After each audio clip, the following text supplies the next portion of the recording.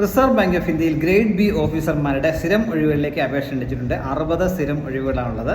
പ്രതിമാസം 1.5 ലക്ഷം രൂപയിൽ കൂടുതൽ തന്നെ സ്റ്റാർട്ടിംഗ് ശമ്പളം ലഭിക്കുന്ന പോസ്റ്റുകളാണ് ഇവ എന്ന കാര്യം മനസ്സിലാക്കുക. 3 കാറ്റഗറി ആയിട്ടാണ്. അതിലേക്ക് officer general cadre 40 vacancy, officer DEPR 10 vacancy, officer DSIM എന്ന കേഡറിൽ 10 വേക്കൻസി, അങ്ങനെ ആകെ 60 വേക്കൻസികളാണുള്ളത്. ഇതിലേക്ക് താല്പര്യമൊക്കെ 2026 ഏപ്രിൽ 29 മുതൽ മെയ് 20 വരെ ഓൺലൈനായിട്ട് അപേക്ഷിക്കാനായിട്ട് കഴിയും. അതിനുശേഷം എക്സാമിനേഷൻ ഉണ്ടായിരിക്കും. 2 ലെവൽ എക്സാമിനേഷൻ ഉണ്ട്.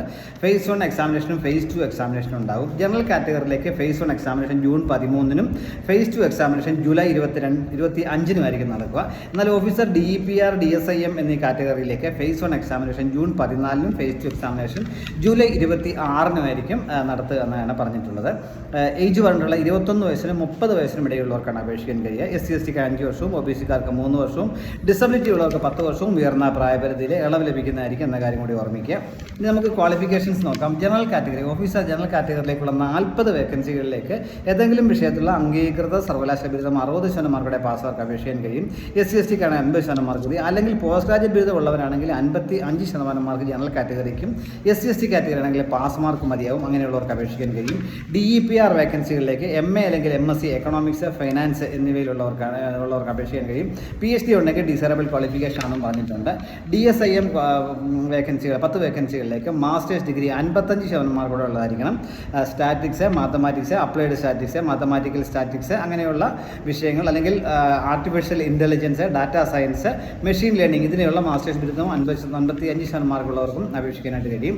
അപേക്ഷ ഫണ്ട് SC/STക്കാരുള്ളവർക്കും ഡിസബിലിറ്റി ഉള്ളവർക്കും 100 രൂപയും GST-മാണ്. ബാക്കിയുള്ള എല്ലാ കാൻഡിഡേറ്റ്സിനും 850 രൂപയും 18% GST കൂടിയാണ് അപേക്ഷാ ഫീസ്. സ്റ്റാഫായിട്ട്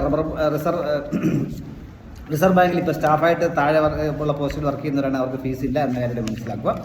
അതിലേക്ക് കേരളത്തിലെ എക്സാമിനേഷൻ സെൻറ്ററോട് എന്ന് പറയാം. ജനറൽ കാറ്റഗറിയിലേക്ക് കണ്ണൂർ, എറണാകുളം, ആലപ്പുഴ, കോട്ടയം, കൊല്ലം, കോഴിക്കോട്, മലപ്പുറം, തൃശ്ശൂർ, പാലക്കാട്, തിരുവനന്തപുരം എന്നീ സെൻറ്ററുകൾ ഉണ്ട്. ഫേസ് 2 എക്സാമിനേഷൻ എറണാകുളവും കൊച്ചിയും മാത്രമേ എക്സാമിനേഷൻ സെൻറ്ററുള്ളൂ. എന്നാൽ മറ്റ് 2 കാറ്റഗറി, അതായത് ഓഫീസർ DEPR DSIM എന്നീ ക്വാളിഫിക്കേഷൻസ് എന്നീ പോസ്റ്റുകളിലേക്ക് 10-20 പോസ്റ്റുകളിലേക്ക് കേരളത്തിലെ ഫേസ് 1-നും ഫേസ് 2 എക്സാമിനേഷനും എറണാകുളവും കൊച്ചി മാത്രമേ സെൻറ്ററുകളുള്ളൂ എന്ന കാര്യം കൂടി ഓർമ്മിക്കുക. അപ്പോൾ താല്പര്യമുള്ളവർ www.rbi.org.in എന്ന സൈറ്റ് വഴി മെയ് 20-ന് മുമ്പ് അപേക്ഷിക്കുക.